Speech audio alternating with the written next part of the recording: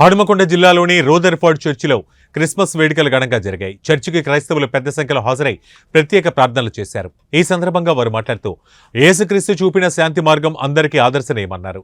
క్రీస్తు పుట్టుక ప్రపంచానికి వెలుగని తెలిపారు.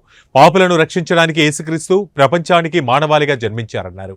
క్రీస్తు పుట్టుక చరిత్ర ఉందని, క్రీస్తు మార్గాన్ని ప్రతి ఒక్కరూ అనుసరించాలని కోరారు.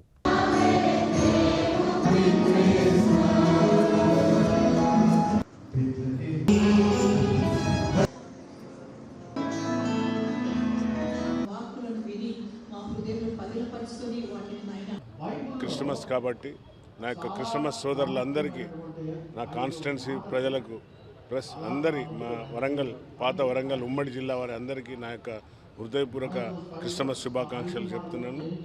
అలాగే ఈ పర్వదినాన్ని వారు ఎంతో పవిత్రంగా, చాలా ఆనందోత్సాహాలతో వెలుగు నింపే పండుగగా మరియు కానుకలు ఇచ్చే పండుగ వారు ఆరాధిస్తారు. కాబట్టి వారందరికీ కూడా మరొకసారి నా యొక్క హృదయపూర్వక అభినందనలు, శుభాకాంక్షలు. ఈరోజు చాలా సంతోషంగా ఉంది. క్రిస్మస్ అంటే ఇవ్వడమే. So Christmas is all about love, giving and hope. So దేవుడు మనకేం చెప్పాడు అని అంటే it's all about giving. So ఆయన మన కోసం ఆయన ప్రాణంని పెట్టాడు, మన కోసం వచ్చాడు.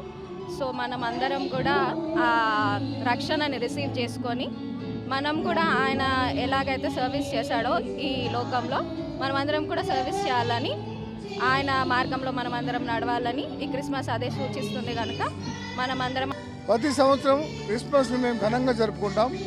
ఎందుకంటే యేసుక్రీస్తు ఈ లోకానికి మానవాళి రక్షణార్థమై వచ్చి జన్మించినటువంటి రోజు క్రిస్మస్.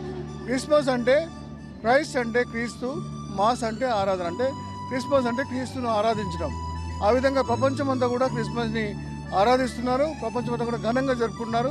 అదేవిధంగా సెయింట్ మేరీ బాప్టిస్ట్ చర్చ్ త్రినగరంలో ఉన్నటువంటి క్రైస్తవ విశ్వాసులందరూ కూడా క్రిస్మస్ని ఘనంగా జరుపుకుంటున్నారు. ఈరోజు మరి అనేక మంది, దాదాపుగా 5,000 నుండి 6,000 మంది విశ్వాసులు మా చర్చికి వస్తున్నారు.